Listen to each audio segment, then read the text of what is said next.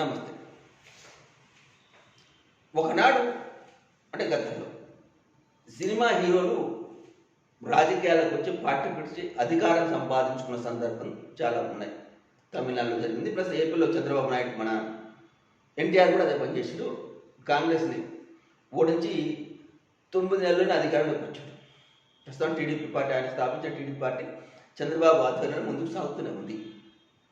ఆ తర్వాత cinema megastar Chiranjeevi Praja Rajyam party పెట్టిన తర్వాత కాంగ్రెస్లో కలిపేశాడు.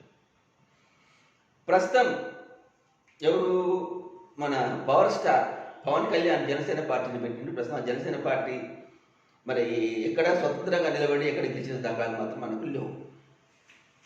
ఇటీవల తెలంగాణ అసెంబ్లీ ఎన్నికలు 8 స్థానాలు పోటీ చేసి చివరికి బర్రెలకిగా స్వతంత్ర అభ్యర్థిగా పోటీ చేసిన ఆమె కంటే తక్కువ ఓట్లు వచ్చిన అపరవాదును మూటగట్టుకున్నాడు. అంటే సినిమాలు రాజకీయాలు ప్రస్తుతం పనవేసుకొని కొనసాగుతున్నాయి. ఇంతకుముందు సినిమా వాళ్ళు రాజకీయాలకు వస్తే అనే ఒక ప్రశ్న ఉంటే కాదు, సినిమా వాళ్ళు రాజకీయాలకు వస్తున్న కాదు, సినిమాలే రాజకీయ నాయకులు సినిమాల వైపు మొగ్గు చూపుతున్నారు. ఇది అంటే మారిన పరిణామానికి, రాజకీయ పరిణామానికి ఒక పెద్ద ఉదాహరణ.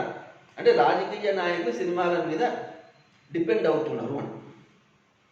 ఎందుకంటే ఇక్కడ ఇంతకుముందు బీజేపీ కాశ్మీర్ ఫైల్ సినిమాని దానికి ప్రచారకర్తగా పనిచేసింది. ఇటీవల రాజ్యాంగార్ సినిమా వచ్చింది, అప్పుడు కూడా భుజానేసుకుంది బీజేపీ. సో సినిమాలను బేస్ చేసుకుని రాజకీయాలను నడిపిస్తున్న ప్రస్తుతం రాజకీయ పార్టీలు, ఏ ఒక పార్టీ కాదు, గల్లీ నుంచి ఢిల్లీ వరకు. ప్రస్తుతం ఇదే పరిస్థితి మనకు ఏపీలో బాగా తీవ్రంగా ఉంది. ఇటీవల ఇది వ్యూహం అనే సినిమాని రాజగోపాల్ వర్మ నిర్మించిన సంగతి తెలిసిందే, డైరెక్టర్లో. ఆ సినిమా ఫస్ట్ సెన్సార్ అభ్యంతరాలు చెప్పడం, విడుదలకు అనుమతి ఇవ్వకపోవడం సెన్సార్. ఇప్పుడు రేపు 29 తారీఖు విడుదల కానున్న నేపథ్యంలో ప్రస్తుతం రాజకీయ రచ వ్యూహం సినిమా మీద నడుస్తుంది. ఇటీవల వ్యూహం నిర్మాతలు టీం ఏం చేసిందంటే ప్రచార ఫోటోల్ని, వీడియోల్ని విడుదల చేసింది. దాంట్లో చంద్రబాబు, నారా లోకేష్, పవన్ కళ్యాణ్ పోలిన పాత్రలు ఉన్నాయి. ఇది ప్రస్తుతం రచ్చకు కాదంటే కేవలం చంద్రబాబుని దెబ్బతీసేందుకు మాత్రమే ఆర్జీవి ఈ సినిమా తీసుండు అన్న ప్రచారం బాగా సాగుతుంది. మొదటి నుంచి కూడా ఇదే విషయాన్ని అటు జనసేన, ఇటు టీడీపీ ఆందోళనకు కారణం. ఇది ఆర్జీబీ ఇంటి ముందు వీళ్ళందరూ ధర్నాలు చేయడం, ఆందోళన చేపట్టడం, అరే రారా అని తిట్టడం, పిలవడం, రచ్చ చేస్తున్నారు. అంటే ఒక సినిమా తీస్తే ఆ సినిమా రాజకీయాల మీద ప్రభావం చూపిస్తుందా అనే ఒక కొత్త ప్రశ్న. చూపిస్తుంది అనడానికి టీడీపీ, జనసేన కార్యకర్తలు చేస్తున్న రాద్ధాంతం సమాధానం చెప్తుంది. ఎందుకంటే ఇప్పుడు ఇంతకుముందు కాశ్మీర్ ఫైల్ చేయడం ద్వారా రాజకీయ లబ్ధి పొందే ప్రయత్నం చేసింది బీజేపీ. ఇప్పుడు కేవలం వైసీపీకి లబ్ధి చేకూర్చడం కోసం నారా చంద్రబాబు, నారా లోకేష్, పవన్ కళ్యాణ్ క్యారెక్టర్ని డిమోరల్ చేసేందుకు మాత్రమే ఈ సినిమా ఉంది అనేది ఇది అభిమానుల ఆరోపణ. ఇది టీడీపీ అయితే జనసేన అభిమానులు.